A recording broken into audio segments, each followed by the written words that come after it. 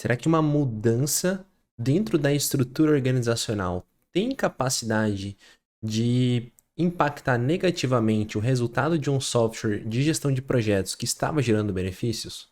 E será que uma editora que tinha um processo desde a concepção do livro até o término da edição e entrega no mercado poderia se arrepender de ter digitalizado toda a arquitetura e criado automações e praticamente ter colapsado toda a sua capacidade de gerenciar esse processo após a aquisição de um projeto de software?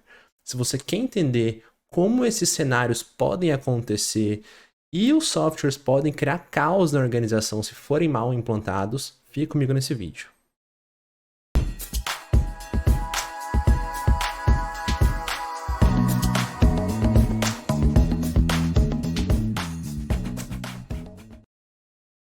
Olá para você que está chegando agora aqui no canal e não nos conhece ainda, o meu nome é Agostinho Risso e eu ajudo você a definir e gerenciar a entrega de software com qualidade e alto impacto. Se você está chegando agora aqui no canal, meu nome é Agostinho Risso e eu trabalho com definição e gestão da implantação de software há diversos anos e estou aqui justamente para trazer um conteúdo que pode ajudar você, se você é arquiteto, product owner, desenvolvedor ou gerente de projetos de software. Então, vou te pedir para já se inscrever aqui no canal, curtir o conteúdo para ajudar a levar ele para mais pessoas. Caso você por um motivo não goste, depois pode tirar o like ou até dar um dislike, mas é importante você curtir ele para que mostre para o algoritmo que ele é bom, para mostrar para a gente também que esse conteúdo ajudou você e certamente vai ser um prazer ver ali as suas contribuições nos comentários, tá? Então, esse vídeo aqui, ele é a parte 2 de um vídeo que já tem a parte 1 que foi lançada aqui no canal há algum tempo.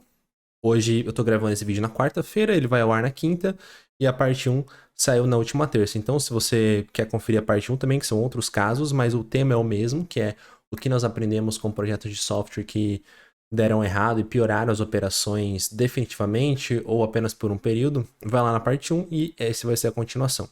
E nesse caso aqui, a gente vai falar sobre um caso de um projeto que implantou um software de gestão de projetos e até gerou um benefício, só que no final do caso, você vai ver que o Gustavo, né, que é quem traz o caso, ele conta que uma mudança na estrutura organizacional, ou seja, mudança de gerência e diretoria, acabou impactando o resultado do software que, ainda que tinha algumas dificuldades, ele estava gerando algum tipo de benefício. Então é interessante você entender isso que pode é, até te dar alguns insights, como que você pode fazer, por exemplo, a gestão dos contratos, entender os riscos organizacionais, os riscos externos, fatores externos, que é uma coisa sempre muito importante, né? Você não está sempre só focado ali na equipe que está implantando o projeto, achar que ela vai ficar para sempre, porque nesse caso, especificamente, o resultado do software colapsou, o software saiu da empresa ou foi completamente desvirtuado e gerou um desperdício de dinheiro, de tempo e os projetos ali andaram muito para trás. E o segundo caso é de uma editora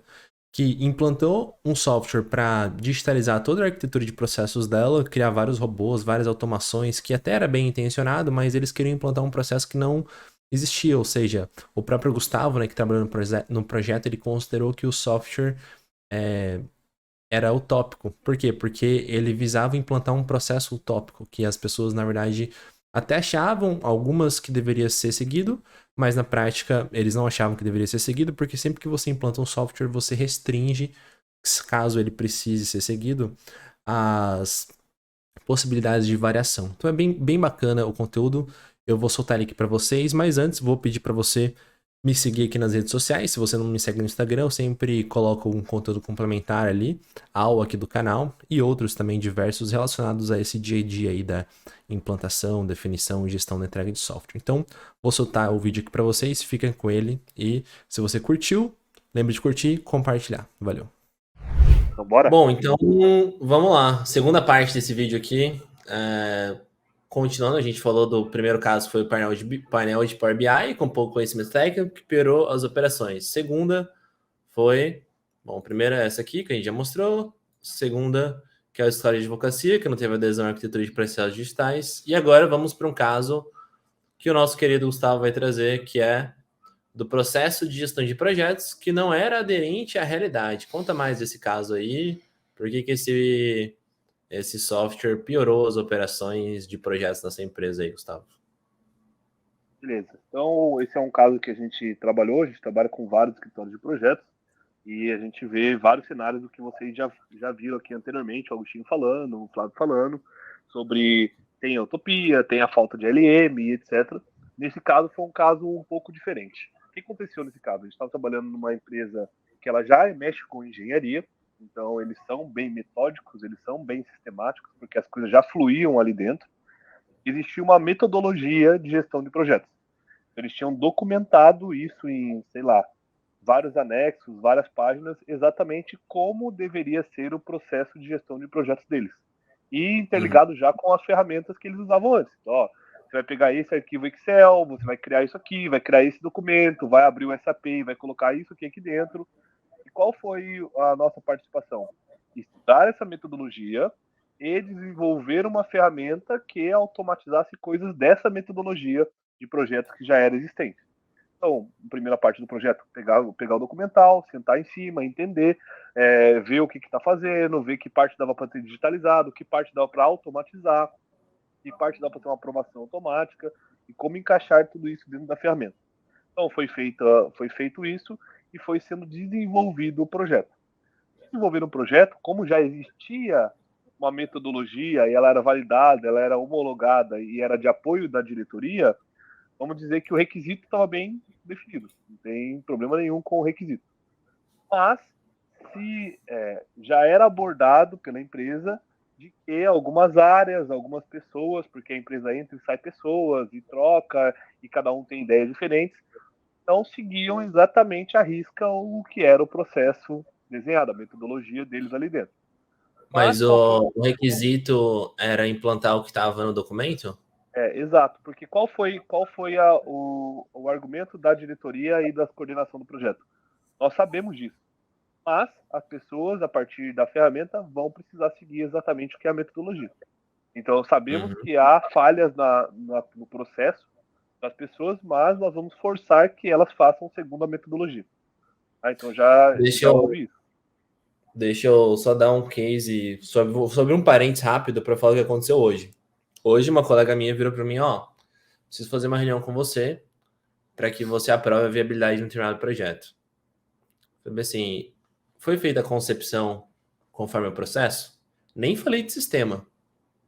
Eu já estava querendo dizer concepção conforme o processo que usa um sistema. Aí ela ficou quieta, né? Aí eu falei assim, olha, a cultura só vai mudar quando a gente for tolerância zero. Tolerância zero. O que é tolerância zero? Não é tipo assim, ó, se fulano tiver uma ideia de um projeto, pode ficar fora do sistema e depois a gente dá um jeito de colocar. Se o ciclano ou cicrano, como alguns dizem, tiver alguma ideia de projeto, aí tem que pôr no sistema. Você entende?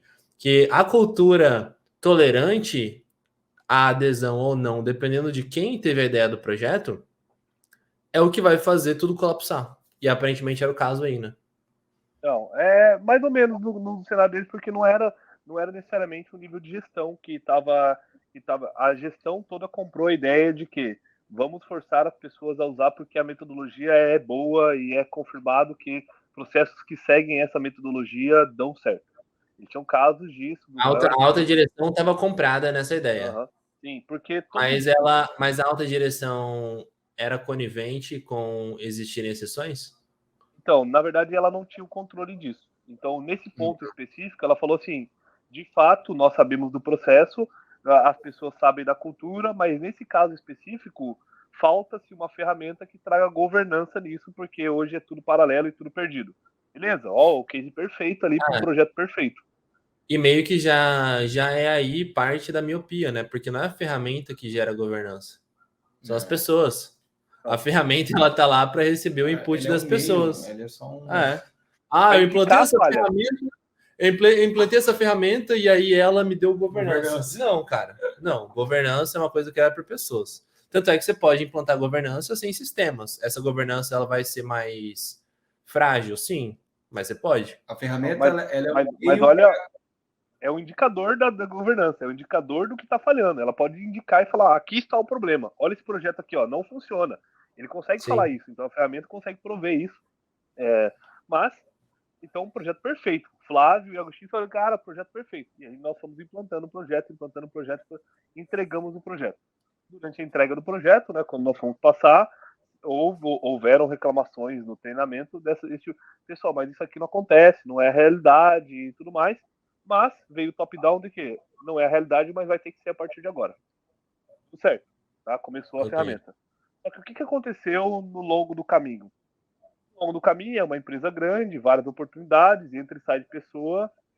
A direção, o diretor que apoiava e deu essa ordem de ser top-down saiu da empresa, o coordenador do projeto mudou de área, começou a ficar na mão de outras pessoas. E o que aconteceu com o novo coordenador, com o novo gerente, com o novo diretor que chegou lá?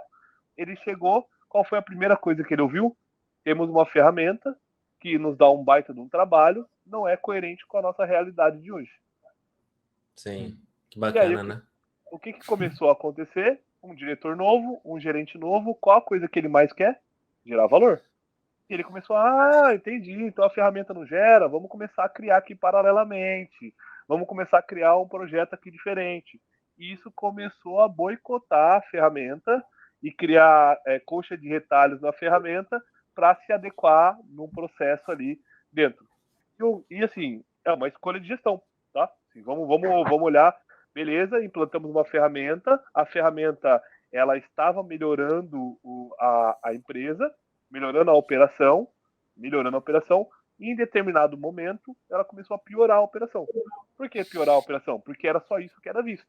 E a nova gestão que entrou lá dentro falou, opa, não, vamos fazer uma versão 2.0 da ferramenta, vamos fazer uma versão 2.0 da ferramenta, vamos fazer uma versão 2.0 da ferramenta, só que a ferramenta já rodava, já funcionava e já tinha entregáveis que dependiam da ferramenta.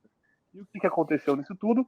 Coxa de retalhos aqui paralelo, para tentar contornar isso tudo. A versão 2 nunca existiu e a ferramenta só foi piorando e cada vez mais foi deixado de lado. Então, no final, o que a gente tem hoje? Hoje, o cenário de hoje desse projeto é que existe uma ferramenta, a ferramenta não é utilizada da maneira como foi implantada e existem vários contornos que foram feitos para poder garantir que as entregas para a alta direção continuassem, dashboards, relatórios e entrega de projeto conseguisse continuar fazendo. Então, hoje, nesse momento, a operação é pior do que como ela era antes da ferramenta. Por quê? Sim. Porque antes da ferramenta, beleza, cada um fazia do seu jeito, mas existia um padrão. Hoje está tudo descontrolado, com um monte de puxadinho, ninguém sabe como faz, como não faz, porque existe, porque não existe, e sempre tem. E esse indicador aqui, esse número desse indicador, não está batendo com o que a gente sabe. A gente quer que mude esse número. Mas ele não sabe de onde veio o número, não sabe por que veio aquele número, e essa é a realidade que está hoje. Hoje a empresa que tem esse projeto está nesse exato cenário. Eu peguei o livro ali, não para pagar de nerd de livro, não. Eu só quero mostrar aqui, capítulo 10 do Prince 2 Agile, que não é para agilistas, tá? Eu já falei, já fiz um vídeo falando não confie nos agilistas, é um vídeo de 20 minutos, tá? O Prince 2 Agile não é para agilistas, mas eu tô sendo irônico, mas depois você olha o vídeo lá. Tema, organização.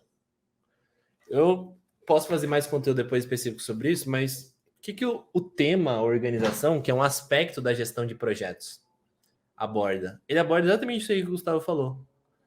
Cara, a ferramenta foi implantada para criar uma adesão a um processo que, na verdade, não era daquele jeito. Porém, o fato de existir a ferramenta melhorou o processo. Então, se for pensar, Gustavo, durante um período, o projeto, por mais que não tenha tido um sucesso total, ou seja, todo mundo 100% aderente à ferramenta, ao processo e tudo mais, ele criou algum tipo de melhoria. Mas durante o processo era seguido. Então, assim, exato. No primeiro momento da ferramenta, todo mundo sabia que a ferramenta está aderente ao nosso processo, todos os projetos que estão aqui dentro estão de acordo com o nosso processo. Com sofrimento, mas estão. Pois é, sofrimento, suor, sangue, regejeitos, mas estão. Aí, de repente, pessoas mudaram na organização. O diretor, o gerente do projeto, o coordenador A, B, C. E aí, entenda, foi a ferramenta que mudou? Não. Foi o quê? Foi a organização.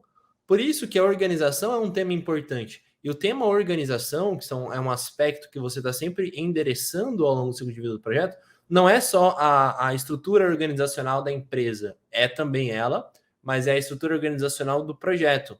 Então, ela aborda tanto a organização das pessoas do projeto, quanto da empresa recebendo aquela organização do projeto. Então, entenda que não é porque o projeto foi um fracasso, porque o projeto necessariamente coletou requisitos de forma errada, é porque a empresa mudou. Então, provavelmente, o que eles precisariam? Eles precisariam de uma nova entrega no projeto, que fosse uma entrega de conscientização, ou eles precisariam de um novo projeto. Ou eles precisariam simplesmente considerar que o que foi implantado naquele projeto não serve mais. Por quê? Quando a gente trata de educação de adultos, eu sempre gosto muito de falar isso, cara. É um princípio da andragogia, que é as pessoas adultas só aprendem o que elas querem aprender. A gente estava até falando sobre isso mais cedo, né, Gustavo? Então, se esse novo diretor, por exemplo, que chegou na empresa, não quisesse aprender que uma nova ferramenta de gestão de projetos melhoraria a empresa, ele não ia aprender. Por mais que viesse, cara, o papa da gestão de projetos naquela área de negócio. Não ia aprender, porque ele não quer aprender, né? Então, aparentemente, foi isso que aconteceu. Né? O cara entrou com uma outra concepção É o cara que e gera valor, né? acabou.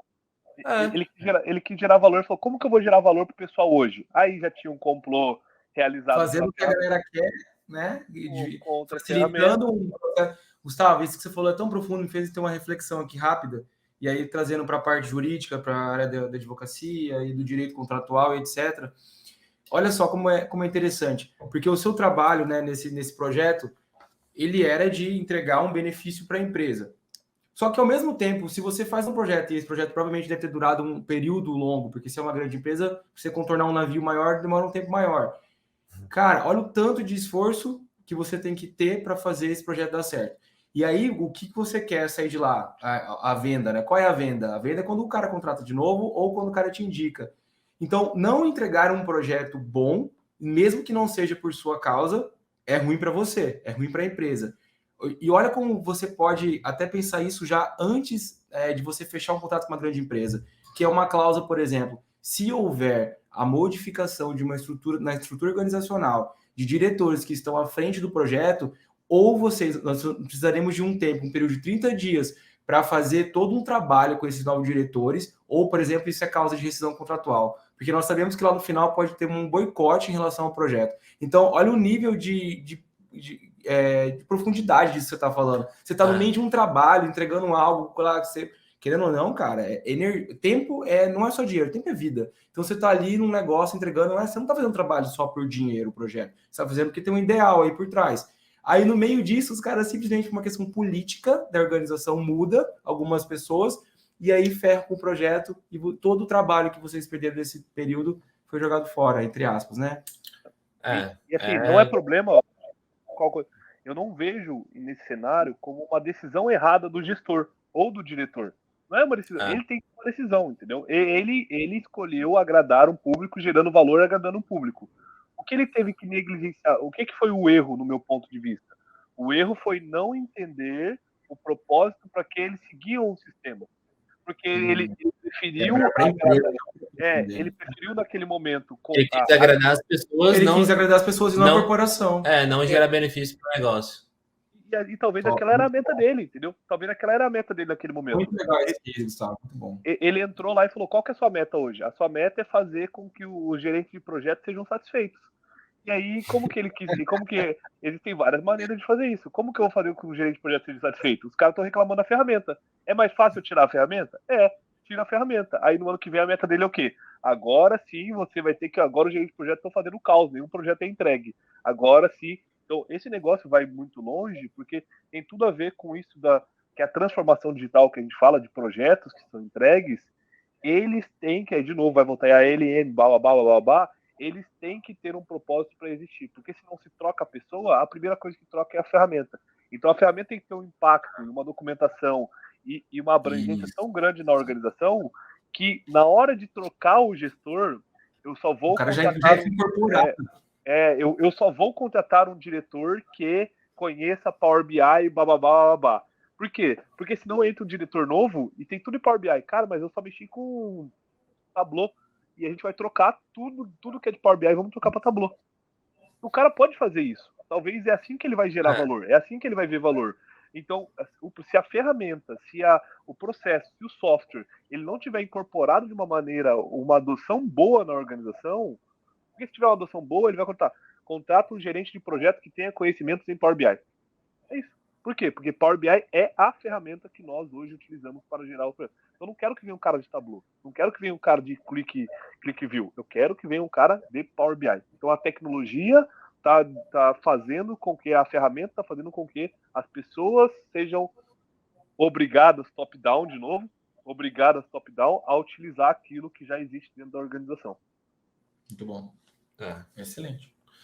Interessantíssimo esse caso, né, cara? Muito bom. Você vê como que a mudança na organização impacta demais o resultado de um software, né?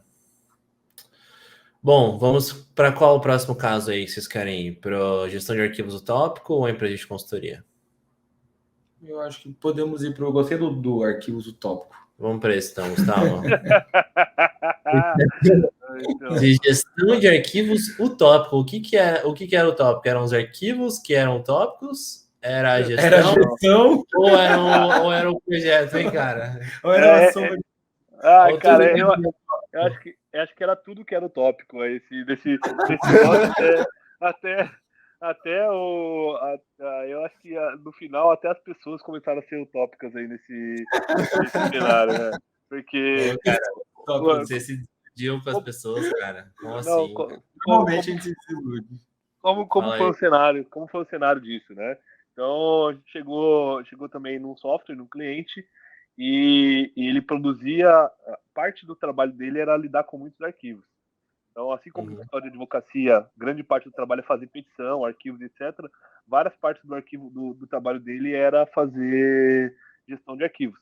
Então, ele produzia livros e tinha lá que aprovar a capa do livro, escolher uma capa, escolher um título, fazer o miolo do arquivo, fazer revisão da tradução, revisão da escrita. Então, todo o trabalho era muito, muito arquivo. E a gestão disso ela era muito high touch.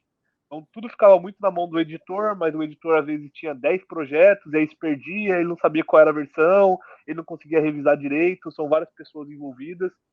E aí se achou, então, que deveria ser criado um processo. Então, nesse projeto específico, era adaptar a ferramenta e um processo para a realidade deles. Então, a gente sentou junto com todas as pessoas envolvidas e se desenhou um processo. Como que vai ser o processo? O processo vai ser, quando a gente vem para cá, a gente escolhe o título, começando desde o título do livro. Então, a gente vai dar a gente tem um briefing do livro, o que é o livro, o que ele deve falar, quem que é o público-alvo, etc. E existem áreas... Era uma editora. Sim. Existem áreas ali dentro que vão dar o título do livro. E aí pode ser que o título venha traduzido, ou dar uma adaptação de tradução, ou pode ser que o livro não tenha original, então eu vou colocar um título impactante. E aí tinham áreas para poder dar esse título de livro. A área de marketing participava, o editor participava, o editor-chefe participava para sugerir títulos ali dentro. Só que era muito manual. Então, muito manual era o marketing dá o título e é esse título que é. Só que aí vem uns títulos que não tem nada a ver com o miolo, com o que o cara tá abrindo ali. Então aí o livro era julgado pela capa nesse cenário. E às vezes quando o editor colocava o livro, o editor colocou o título baseado no conteúdo do livro, mas era um título, assim, absurdamente louco. Mas o software, ele buscava fazer interface, por exemplo, com essa parte do processo que definiu o título? Também. Ou era gerenciar os arquivos que saíam desse processo? Então, ou os dois? Era os dois. Então, porque quando ele dava o título do livro, era aquele título do livro que ia criar a pasta, onde ia ser gerenciado. O nome, o título do livro é o identificador do projeto como um todo.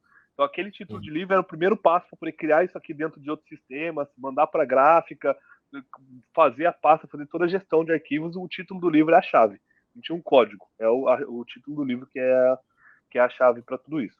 Tá? E aí, beleza, vamos fazer isso daqui. Como que vai ser? Eu vou dar só essa parte do título, mas todo o resto também foi dessa mesma pegada utópica. Como que nós vamos fazer esse parte do processo do título? Com que frequência o título mudava depois de já ter sido definido? Não, nunca mudava. Nunca mudava, segundo eles, nunca mudava.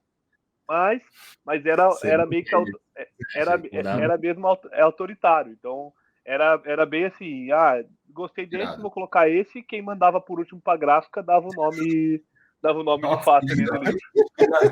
Chegou na mão do cara, não é esse. Não é esse, o título é outro. E assim, não é incomum. A minha esposa tá lendo um livro que chama A Garota no Lago. E aí você vai ler o negócio e fala que conta de uma garota que morreu, mas ela não morreu no lago, não tem quase nada a ver com o lago. É um título, sei lá, bom. Você vai procurar review desse livro, a primeira coisa que o povo fala na review não tem nada a ver com o lago. Nada a ver. Existe tem um lago. Tem um lago lá na frente da casa dela, mas, cara, o lago, que tem a ver com o lago, podia ser outros títulos. Então, eu acho que esse processo é utópico, porque até eu vejo esses livros aí, começo a ver, e aí, beleza, como que ficou? Vamos fazer o seguinte, cada área, a área de marketing, o editor-chefe e o editor principal do livro vão sugerir títulos, eles podem sugerir 3 títulos diferentes, e aí depois vota. Vai fazer uma votação, e a votação, quem ganhar, colocaram pessoas ímpares ali no processo, quem ganhar a votação vai escolher o nome do livro, vai ser esse arquivo, vai mandar para a gráfica, já falar para começar a produzir, vai mandar para o artista já esse nome do livro, com esse briefing aprovado, beleza, vamos fazer. O software isso é fácil de fazer? Nossa, perfeito, fácil de fazer. Cara, começou, aí fez todo o projeto, fez em parte do projeto. Só o caos. Saiu 3 livros com os nomes assim, absurdamente zoado, porque votava e já mandava pra gráfica e dava BO, e aí o diretor queria mudar. Aí o marketing ficava, não, quem que votou? Começaram a meio que comprar a voto ali dentro, falar assim, você vota no meu título ali, porque se você não votar no meu título, cara, aí não sei. Cara, começou a virar um negócio muito louco, começou a arrumar meio que rixa na organização por causa desse novo processo que foi implantado do título do livro. E a mesma coisa aconteceu para a definição da capa, porque aí como que funciona? Quando manda para o artista, então fala assim, Flávio, você que vai fazer o livro. O nosso livro é isso aqui, tem um briefing, é disso aqui, disso aqui, disso aqui. O título dele é A Garota no Lago. Faz 3 capas aí para mim, por favor. E você fazia 3 layouts de capa diferente, e na hora que chegava para votar, era aquelas mesmas pessoas que votavam, todas com peso igual. Aí, cara, começou a fazer todos esses arquivos, tá? Todos os arquivos que eram feitos à gestão. Então, veio uma gestão, porque aí vem o livro, aí vem a capa é um arquivo, vem os capítulos para poder revisar, os capítulos são arquivos, tem que A arquitetura foi em Python, tudo? Não. Isso foi tudo. Toda a gestão de documentos era feita no 365 e o software rodava por cima, eram robôs que rodavam em cima do 365. Aí depois gerava. De C Sharp ou outra linguagem. Sim. Aí ele gerava, ele validava os arquivos que o artista mandava, porque o artista tinha que mandar, sei lá, uma foto do livro em alta resolução, uma foto em baixa resolução, com determinados nomes. E ele fala, não, o artista manda com esse nome, ele manda assim, foto para Facebook. E no nome do arquivo, aí dava pau, o cara mandava subir o arquivo, rejeitava, começou a rejeitar um monte de arquivo, nenhuma pasta veio certo, nenhum livro vinha com os arquivos todos que precisava, aí começou a atrasar, porque tem uma data de publicação. Aí o processo começou a atrasar, porque o gestor, e nesse processo específico, foi transitado todos os arquivos e falou assim, não vai poder usar arquivos do livro que não estejam na ferramenta. E foi travado, não dava para subir manualmente. Então tinha que subir pelo processo. E aí o artista que ia subir começou a também fazer lá, precisa subir um nome com foto para Facebook, o cara dava um Ctrl+C, Ctrl+V de qualquer arquivo ali, só subia foto para Facebook e jogava ali dentro. E aí, beleza. Só que aí isso gerava um indicador pro pessoal do marketing, gerava um indicador pro pessoal de vendas para colocar na assinatura de e-mail. E aí o cara colocava assim, assinatura de e-mail. Mandou o livro, ele queria colocar na assinatura de e-mail um login com o livro, falando, compra um novo livro, etc. Só que a imagem que o cara colocou ali dentro era um lorem ipsum, era zoado, era uma imagem nada a ver. E aí começou a disparar automaticamente para os vendedores colocar a assinatura de e-mail, colocava a assinatura de e-mail do livro errado. Começou a zoar o negócio inteiro. Zoou o negócio inteiro, assim, Nem a gestão de arquivo foi boa. No fim, não usaram mais essa parte onde estavam os arquivos. O processo inteiro, nada funcionou. Nada do processo funcionou. E hoje voltou no manualmente ali que o editor escolhe tudo. só que chega lá na frente e o editor-chefe cancela, liga por último pra gráfica e fala, não, eu quero o título original, eles pagam o artista para fazer a capa. Um cenário que aconteceu depois, falou, não, olha só o que tá acontecendo. A gente faz a capa, traduz uma capa, tem uma capa original no livro em inglês, aí a gente vem e faz uma nova capa, paga o cara para poder fazer a capa e etc, gastou, sei lá, vamos chutar, R$3.000 para ele fazer a capa do livro, na hora que chega, o editor-chefe fala assim, não, prefiro a capa original. Nossa. Cara, que loucura, né, Gustavo? Isso aí, cara. Você vê, a implantação do software gerou brigas políticas dentro da empresa, vontade das pessoas de burlar o processo, atraso para entregar o que antes mesmo o manual entregava até, apesar dos problemas mais rápido, né? Cara, você tem como falar mais ou menos como que era a arquitetura desse software? Tenho. Então, o livro era como se fosse um projeto. Então, toda vez que o editor ele abria um projeto, ele criava ali, abria a central de projetos, vamos dizer assim, criava um novo livro, e aí ele tinha que subir o contrato, quem era o autor, quem era o editor, qual era o briefing do livro. O primeiro arquivo que era gerado, então tudo era baseado em arquivo. O primeiro arquivo que era gerado era um briefing do livro. E aí gerava esse arquivo automaticamente e as pessoas iam preenchendo esse arquivo até ter uma aprovação. Então preenchia, aí depois que o editor-chefe preenchia, passava para o marketing, preenchia, o marketing preenchia, depois passava para o vendas, preenchia, e aí o editor-chefe no final aprovava esse primeiro arquivo que era o briefing do livro. Por que então o fluxo de criação e aprovação era todo no SharePoint? Tudo. Então, de criação dos documentos, aprovação do documento e gestão do processo como um todo, né? E disso disparava para o ERP que eles têm, o CRM que eles têm e tudo mais. Então, passava por muitas mãos, porque não adianta, o editor-chefe, ele não sabe qual o melhor papel para imprimir esse livro. Ele não sabe qual, pelo público-alvo, se é capa dura, se é capa mole, a utilidade disso. Então, é um livro que eu vou ficar abrindo muito, é um livro muito grosso, não vai dar para fazer de capa fina, não vai dar para fazer um livro... Então, tem muito isso que não são informações complementares. Então, sempre passava na mão de todo mundo. Sempre passava na mão. O briefing passava ali. Depois de definir o briefing, aí era o título. Aí o título era só uma definição mesmo, dava uma sugestão de nomes e aí passava por esse processo de aprovação. Aprovava, criava toda a estrutura do livro. Todos os capítulos, todos os miolos, disparava o designer que ia fazer, o designer começava a subir o miolo, disparava. O processo de capa do livro, ele é totalmente diferente do processo do livro, do texto em si. Enquanto tem alguém fazendo o texto, traduzindo ou fazendo, e se os capítulos tem alguém fazendo a arte da capa, que só depois junta esses dois processos em um processo só. E aí vai fazendo isso, vai imprimindo, depois manda para a gráfica. Quando manda para a gráfica ainda tem muito retorno, porque a gráfica fala, não dá para fazer um livro nessa espessura que você quer, porque a máquina não prensa, alguma coisa assim, e às vezes tem que ter mais páginas. Já viu um monte de livro que tem um monte de página atrás, em branco? Ou que não tem esse problema na gráfica, não fica na altura, aí não fica numa altura que cabe em caixa. Então, se eu imprimir livro desse jeito, não vai caber uma caixa colocar tudo isso. Então, você tem que aumentar as páginas do livro, diminuir o tamanho. Nossa Senhora. Ele integrava com o sistema da gráfica também ou não? Integrava com o sistema da gráfica também. Nossa. Pessoal, vocês vejam que loucura é isso, né? Infelizmente, é uns tempos que tá acabando. O Flavinho precisa sair. A gente até pode voltar depois para falar mais sobre esse projeto, mas para encerrar aqui,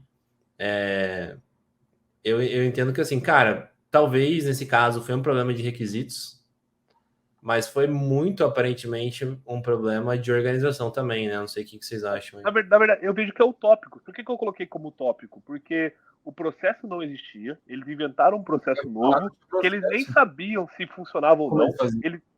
Eles idealizaram se funcionava ou não. Como fazia? Era high touch, passava por todo mundo dava pitaco, é aquilo que eu falei, quem ligou por último foi eu.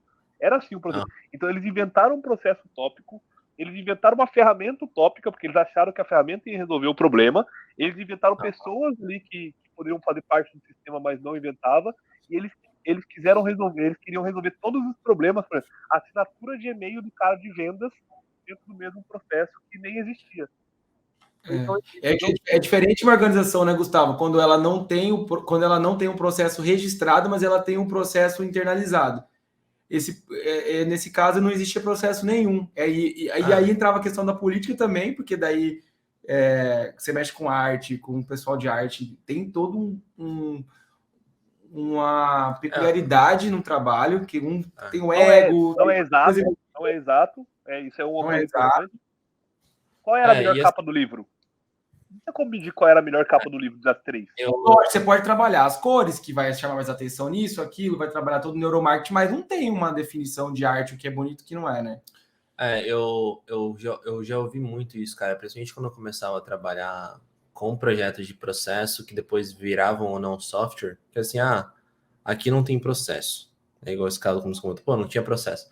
E assim, normalmente as pessoas se referem a uma empresa ou uma área, um contexto que não tem processo para se referir a vários processos que deveriam ser só um, sabe? Então assim, por mais que, bem pensado, né, por mais que aparentemente não tem processo, não é que não tem processo, tem processo. Porque o que é processo? Se for pegar a literatura, processo é uma sequência de atividades que agrega valor.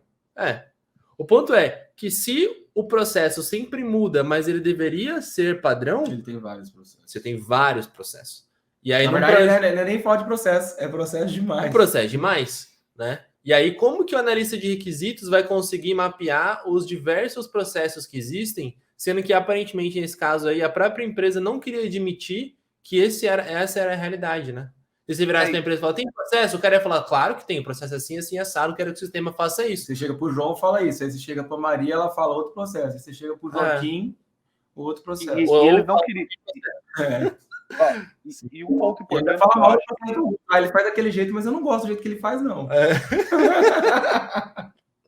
E um ponto que eu acho importante, só para colocar no final disso tudo, é que é preciso ter um ponto focal responsável por toda a condução, que tome a frente disso e ele seja a regra, vamos dizer assim. Ele seja o PO, porque tem que ter alguém nesse processo que é o tópico. Quem toma o final? Se empatar. Não empatava porque eles colocaram pessoas ímpares lá, mas aí saía tudo errado, ficava toda essa rixa.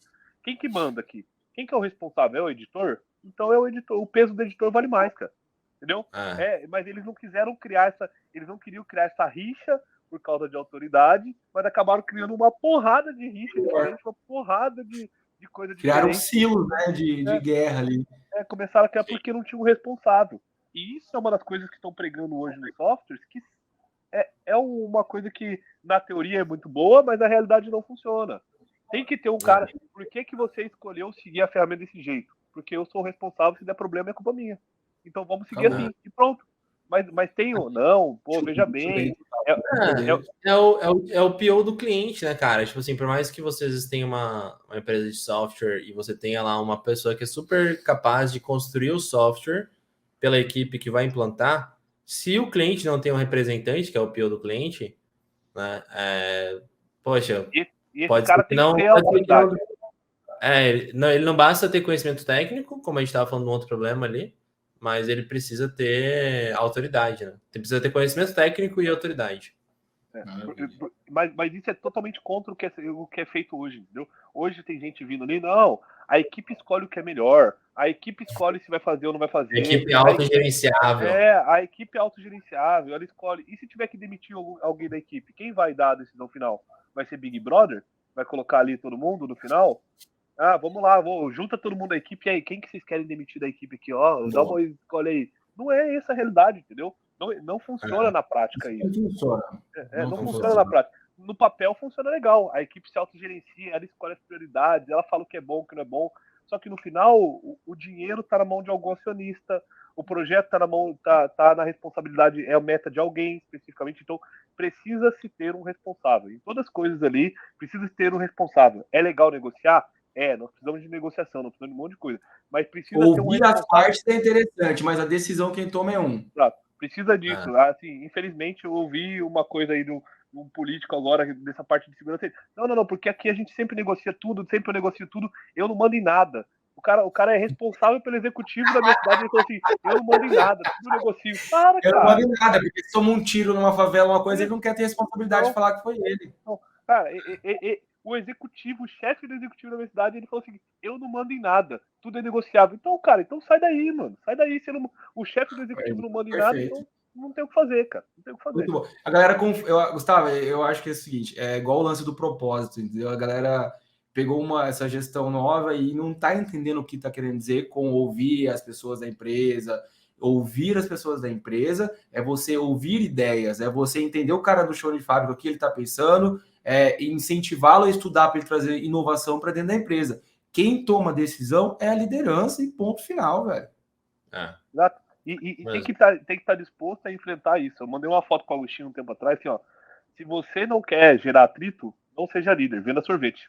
Você quer fazer sempre as pessoas felizes, é isso. Vai vender sorvete, cara. E olha lá, hein, porque vai ter gente que vai reclamar do seu sorvete. Porque a liderança é isso. A liderança é contornar as coisas, você saber negociar, você saber, mas você vai tomar a decisão porque é sua responsabilidade. E as pessoas vão estar com você, beleza? Eu confio na decisão que o Agostinho tomou. Por que você tá fazendo isso? Porque o Agostinho, cara, ele é o líder aqui, ele falou assim, vamos fazer. Top, tô dentro. Não concordo, mas é o líder, vou com ele. Acabou. E a partir do momento que decidiu, cara, esquece, lá na frente eu avisei, etc. Isso que você falou é uma coisa muito importante também, né, Flávio? Porque o termo liderança, ele é super valorizado. Por quê? Porque da mesma forma que é importante você, de alguma forma, ser um bom líder, em outros casos você vai ser liderado. Então é importante quando ser um bom líder é ser um bom liderado, né? E eu acho que o liderado que já foi líder ou que é líder em um contexto ou outro, ele tem mais potencial de ser um bom liderado, porque ele entende a dor do líder. Ele vai ajudar esse cara também. Por que adianta você ter um cara super bom, bem desenvolvido, mas que não quer ser liderado por ninguém? Ele sempre quer ser o líder. Ok, dependendo do contexto funciona, dependendo do contexto não, né? Mas você entende essa revolta que gera? Então, assim, quando alguém é líder e sabe desse peso, e sabe da importância de tomar responsabilidade, como é o meu caso ali, eu sei da importância de tomar essa responsabilidade. Eu me revolto quando tem um cara que era para ser o meu líder, olhando uma esfera pública ali da minha cidade, etc., que o cara fala que ele não tem decisão nenhuma, que ele não manda em nada. E não é mandar por, o cara quer mandar e quer estar ao centro das decisões. Não, cara, mas alguém tem que ser o responsável pela situação, entendeu? Alguém tem que ser o responsável por que está conduzindo a cidade. Quem que é o responsável, então? Não tem ninguém? Ninguém manda? É o conjunto? Quem vai para cadeia se uma decisão errada, se fizer uma obra e explodir tudo? Ninguém é culpado.